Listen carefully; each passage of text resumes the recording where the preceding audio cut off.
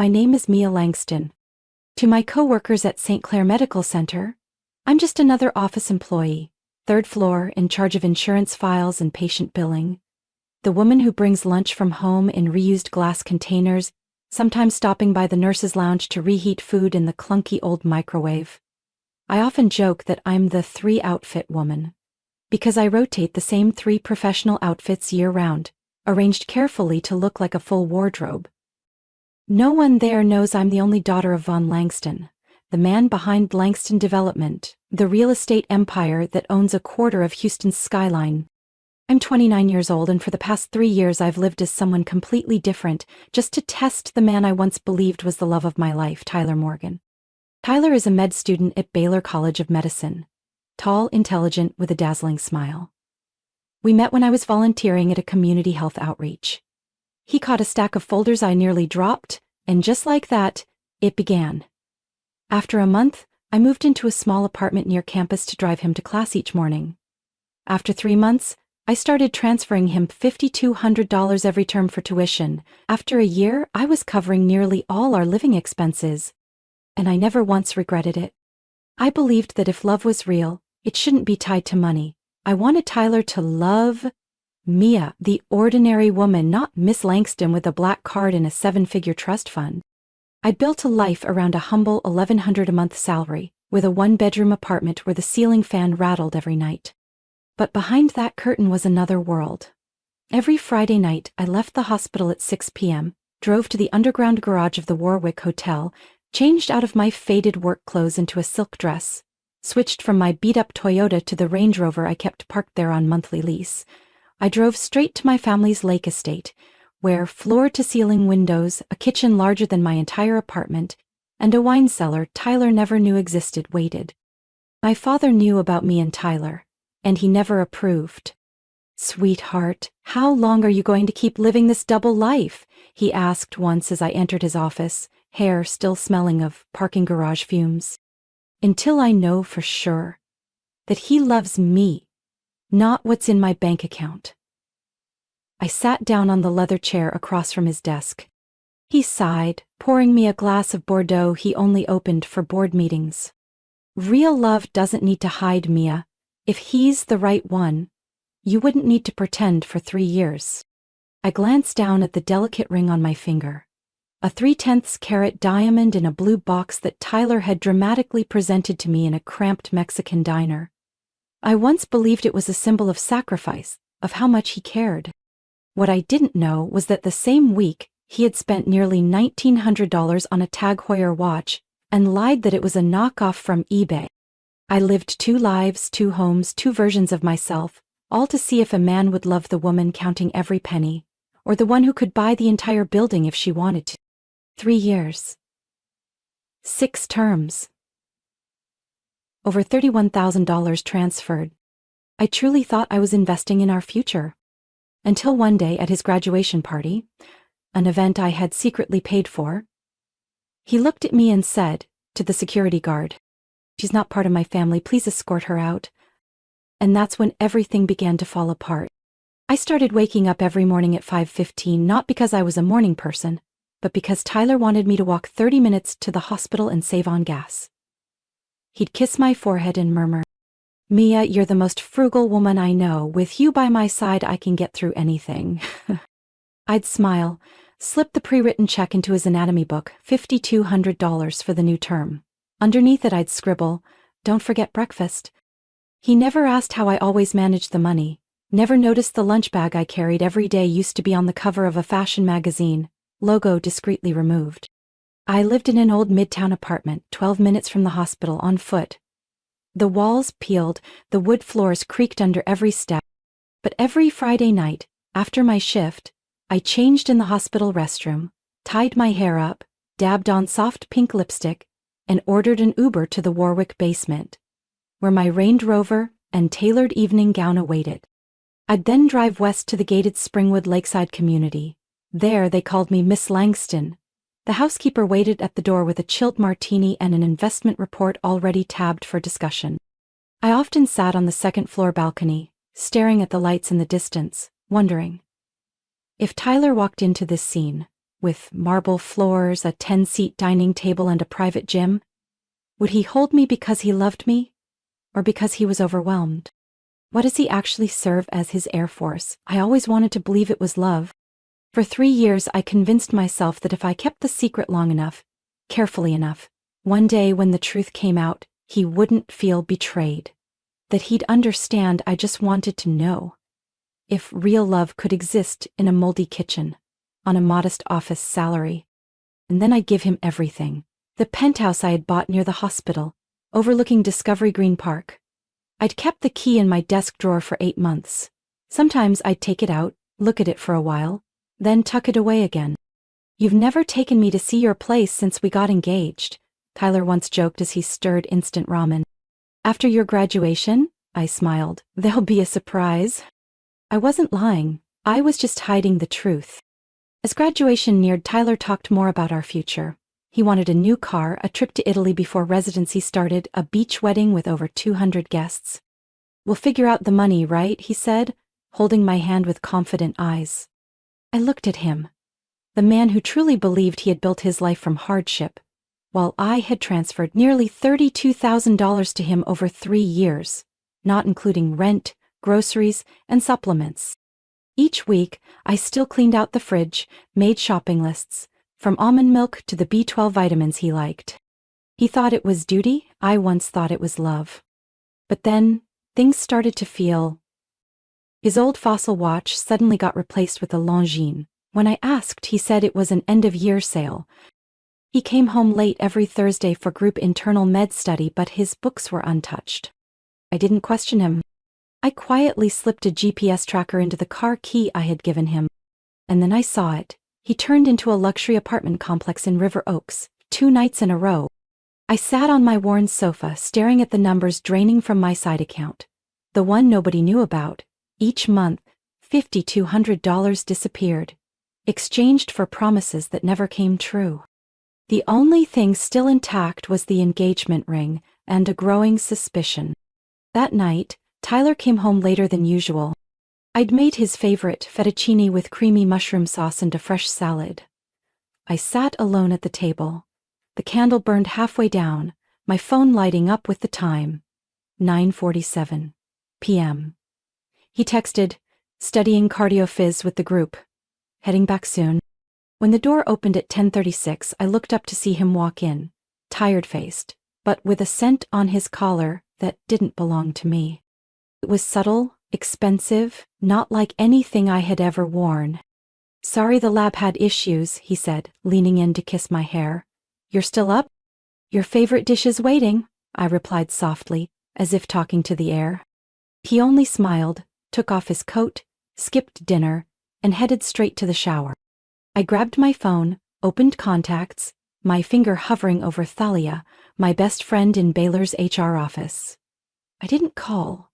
Instead, I opened my photo album and zoomed in on a picture of Tyler from the spring festival a few weeks ago, the watch on his wrist in sharp focus. I zoomed in. Longines Master Collection, retail price nearly $2,000. A week later, I began quietly collecting evidence. The first receipt I found was stuffed in the pocket of his jacket on the couch. Azure Seafood Restaurant in the Heights. A place where you needed concierge reservations. Dinner for 2, $184, including a glass of rare wine. Date, Thursday. His supposed group study night. Said nothing, but I started watching his phone more. How he always placed it face down, silenced every notification. One evening, I overheard him from the bathroom. "Yeah, Saturday works, same spot, just don't text anything weird, she's getting suspicious." I walked in, feigning casualness. "Who was that?" "The dean," he said without blinking. "He invited me fishing, but I probably won't go." I nodded, smiled. But the next morning, after he left, I powered on his old phone, the one he had ditched last month after upgrading. He claimed it was wiped, but I knew better. And I was right. In the message archive, one name kept showing up. The most recent message read, "I still haven't forgotten that night at the Riverstone apartment. Bring the ring next time. I love how it feels." I stood frozen in the room, phone in hand, heart racing. Riverstone was a luxury complex near the convention center, the same one he once said was way out of reach because his tuition wasn't even fully paid. And the ring? I'd never seen him wear any ring besides the engagement one I gave him. Was he just performing for me this whole time? I didn't stop there. The following week, I found a receipt for a pair of white gold earrings, $1,250 from Livia & Co., dated the same night he came home late claiming to be stuck on I-610. I rewound my memory. No rain that night. Google Maps reported no traffic, and my Uber on the same route took just 18 minutes. I began seeing Tyler in an entirely different light. The sweet words now felt like scripted lines, tailored for whichever woman he was with. The surprise gifts he gave me? Leftovers from someone else's investment. But the biggest shock came during the med school student gala. I arrived late due to report duty. As I entered the ballroom, I saw Tyler laughing with a group of classmates. One of them asked, "Who'd you bring tonight, or still with the super frugal roommate?" Tyler burst out laughing. "Yeah, long-term roommate. Easier to call it that." "Roommate?" I walked up just as the group cracked up. Tyler turned, his eyes locking with mine for a split second before quickly regaining composure. "Mia, I was just telling them how you pack my breakfast every morning." I didn't respond, just gave a small nod, then used work as an excuse to leave early. But I had already begun planning.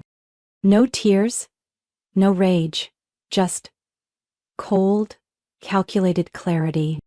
I started with a simple message, to someone Tyler had only vaguely mentioned once, an ex named Lindsay Walker. He told me they broke up because she was too controlling and jealous, that she once called the hospital over a suspicious message. Back then, I was naive enough to think he was the victim of a toxic relationship.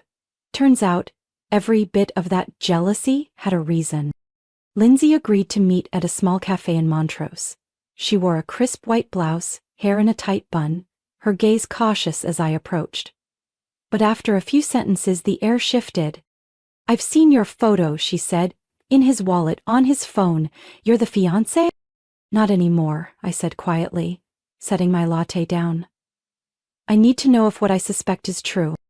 Lindsay let out a dry, bitter laugh. "Let me guess, he told you he was struggling financially, needed someone who believed in him, right?" I nodded. "How much have you given him?" "Almost $33,000, I exhaled. Lindsay raised her eyebrows, then pulled out her phone. With a few swipes, she brought up a photo. An old Excel screenshot from her laptop. "I found this back when we were living together," she said quietly. "He was tracking everything, financial input, like we were some sort of projects. I only saw a few rows before he caught on and deleted it." I leaned in. Column A listed names: Emily, Nora, Lindsay. Column B, investment duration. Column C, total support. Column D, status, transitioning, near end, completed. A chill crept down my spine. I didn't want to believe it, but then I found out he had another Venmo account under an alias, getting money from a woman named Zoe. I even kept a photo of a wedding ring receipt. And it wasn't for me. I clenched my hands. "Do you know who Zoe is?" "No, but I know a Clarissa. She's a nurse, used to work with Tyler. Heard she transferred hospitals after rumors she broke up someone's relationship, but I know he made that up." That night, while Tyler slept, I quietly took the spare key he kept under his vitamin jar. I unlocked the bottom drawer of his filing cabinet, the one he always kept locked, calling it student intern paperwork. There were no files, just a slim, black leather notebook, light in weight but heavy with intent. I opened the first page. It wasn't a journal, just cold, methodical lists, like reading someone's personal investment portfolio. Page 1, Emily, dental assistant, $18,400. Relationship ended after 9 months. Transition to Lindsay. Page 2. Lindsay, clinic coordinator, $25,200. Considered stable, high commitment. Started asking long-term questions. Terminated early. Page 3. Mia, hospital administrator, $32,100. High support potential. No suspicion. No close family ties. Currently engaged. Viewed as potential residency sponsor. Maintained through graduation. My stomach turned as I flipped to the last page. Page 5. Bree, daughter of a board physician, unstable personal income but strong family influence. Owns a condo at Riverstone, currently testing intimacy progress. Evaluation. Viable replacement for Mia if residency path succeeds. I closed the notebook, my hands trembling.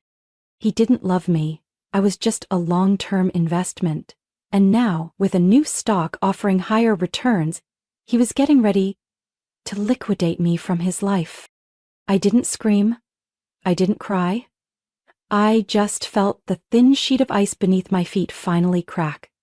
And I wasn't falling into an abyss, but into a truth I had tried so hard to ignore. The next morning, I texted Lindsay. We're not victims, we're evidence. Then I opened my laptop and created a spreadsheet. Names. Support totals. Every piece of documentation. I wasn't interested in calling the police. I wanted something deeper, something lasting. Something he'd remember for the rest of his life. I emailed Clarissa. She replied shortly after, with just 3 words. It's time. When I saw the italicized print on Tyler's graduation invitation. Celebrating Dr. Tyler Morgan, Hyatt Regency Grand Ballroom, Houston, I didn't need to ask who had planned the event. Technically, it was 3 separate event companies, each quietly owned by branches of Langston Holdings. One for venue design, Orchid and Onyx Events, one for catering, Madison & Co., and one for lighting and sound, Lux Sonic. I had acquired that one just a month earlier. Of course, Tyler knew none of this. I told him it was a small event organized by his co-workers, those who appreciated my help with admin paperwork. He just shrugged. As long as there's champagne and my mom gets a good seat. His mother. Margaret Morgan. A widow with a piercing stare and a voice cold enough to cut glass. We had met only twice in 3 years, and both times she looked at me like I was a clearance rack shirt in a designer boutique.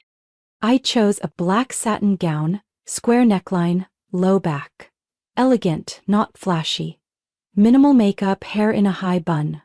The engagement ring, Tyler's half-year of saving gift, still sat on my finger, shining one last time before the curtain fell. Arrived late. The ballroom glowed under golden light. White flowers lined the tables and the dance floor shimmered under soft jazz. I stepped in, drawing curious glances and hushed whispers.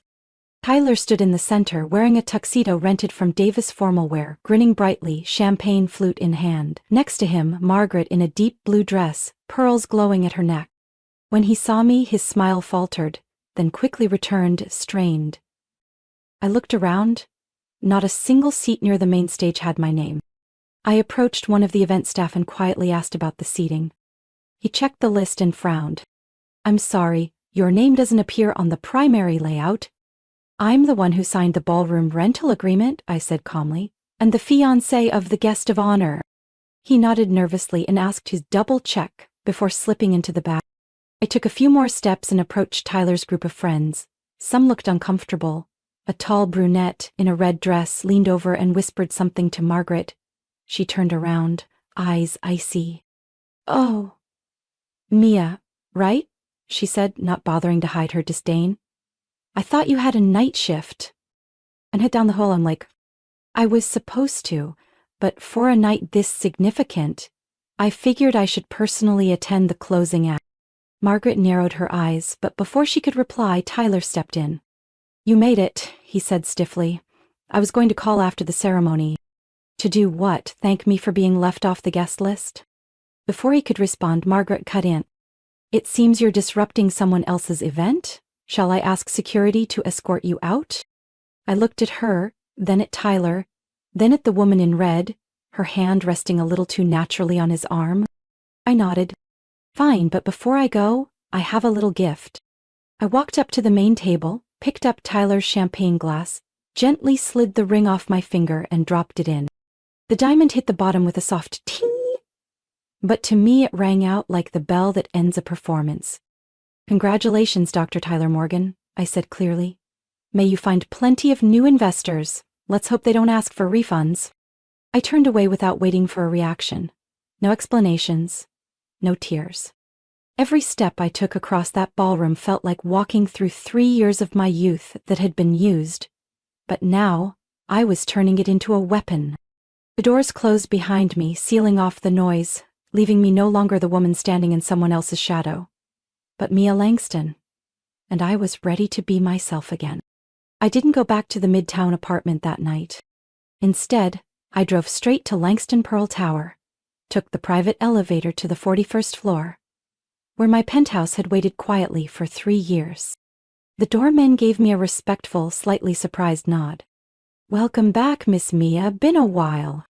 "I'll be staying more often now," I replied calmly. "Have someone come clean in the morning."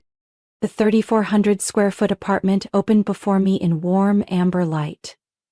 Floor-to-ceiling windows revealed the full skyline of downtown Houston, twinkling like a massive control panel of destiny. I called my father. "It's me." A brief silence on the other end. Then his deep, steady voice. "Are you ready to be a Langston again? More ready than ever?" The next morning, I walked into St. Clair Medical Center. Not in my usual admin attire, but in a slate gray Max Mara suit. Hair tied back, a Hermes bag resting lightly on my shoulder. The receptionist blinked as I stepped into the executive boardroom, a place I had never entered as a staff member. I was there to see Dr. Ronald Kessler, director of the residency program. "Good morning, Miss Langston," he said, flipping through a file. "Ah, yes, we met at the Houston Medical Foundation Gala, didn't we?" "We did, and today, I'm here to discuss one of your residency candidates, Tyler Morgan." He frowned slightly. I placed a folder on his desk, copies of wire transfers I had made, a photo of Lindsay's spreadsheet, messages from Clarissa, receipts from other women, and finally, Tyler's own handwritten notes, detailing financial phases for each target. "I'm not here for revenge," I said. "I'm here to protect the hospital's reputation. This man didn't just manipulate women, he planned, tracked, calculated every dollar, every month. He's not someone who should represent any medical institution." 3 days later, Tyler was quietly removed from the residency list. No public explanation. I knew the news hit him like a slap at lunchtime, cold, decisive, and irreversible. But I wasn't done. I contacted Tessa Chapman, a lawyer specializing in personal financial abuse and power dynamics. I handed over everything: Lindsay's records, Clarissa's screenshots, and another woman named Zoe whom I identified through one of Tyler's alias-linked accounts. "We're not suing for money," I told Tessa. "We want justice and restitution for what he extracted through deceit." Tessa nodded. "This case is rare, clear, methodical, and backed by hard financial evidence. I'll handle the legal front, you handle the leverage." And that part I executed flawlessly. I traced Margaret's real estate network.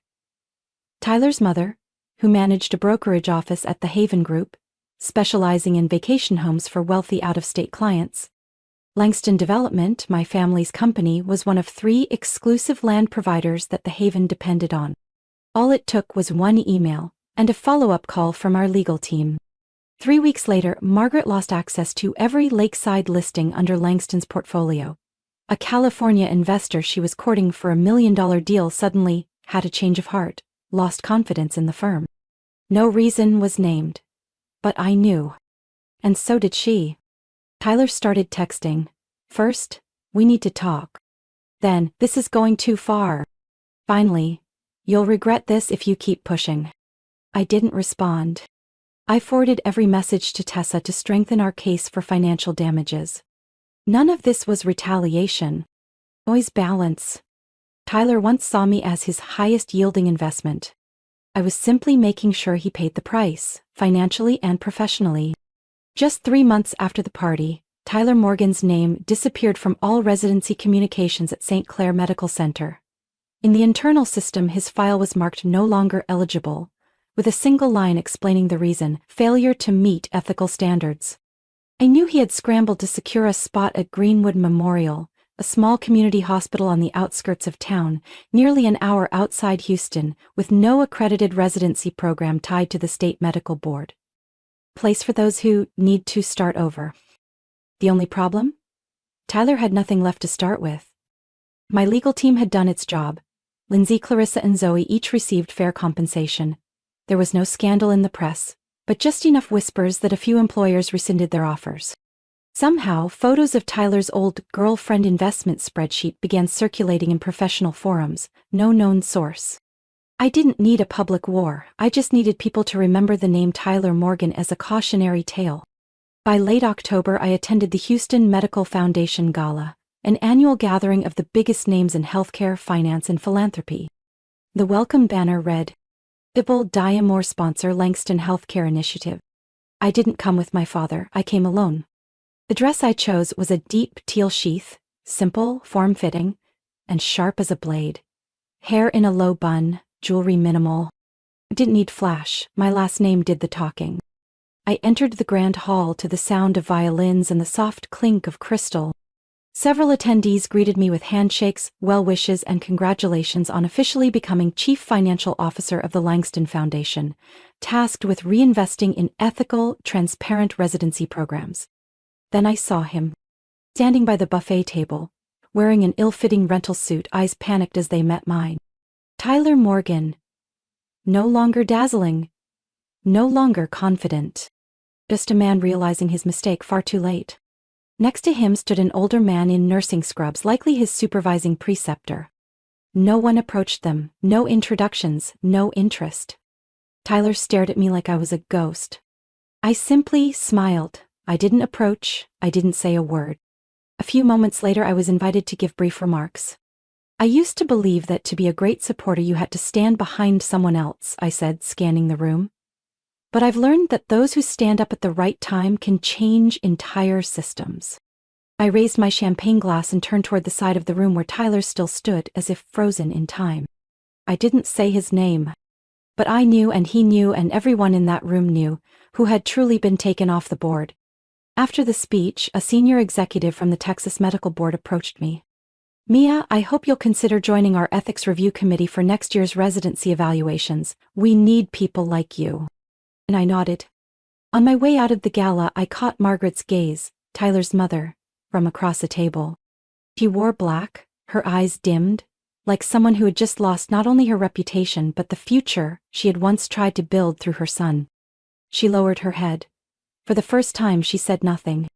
I walked past her with steady steps, and this time as my true self. No more hiding, no more proving anything to anyone. I was Mia Langston, the woman once labeled an unworthy roommate, a girl with nothing but kindness and an easily controlled investment. Now, I'm the one who helps decide the future of physicians. And when I raised my champagne glass that night, it wasn't to celebrate a victory.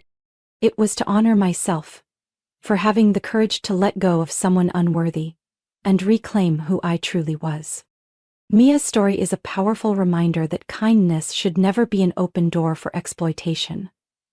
In a world full of calculation, preserving your dignity and clarity is what matters most. When betrayed, Mia didn't scream or seek dramatic revenge. She rose quietly, used her intellect and strength, and claimed justice. Sometimes, the most devastating revenge isn't making someone hurt. It's showing them you don't need them anymore, and haven't for a long time. What do you think of Mia's journey and the choices she made? Leave your thoughts below. And don't forget to follow the channel for more emotional, powerful stories about love, family, and discovering your true worth.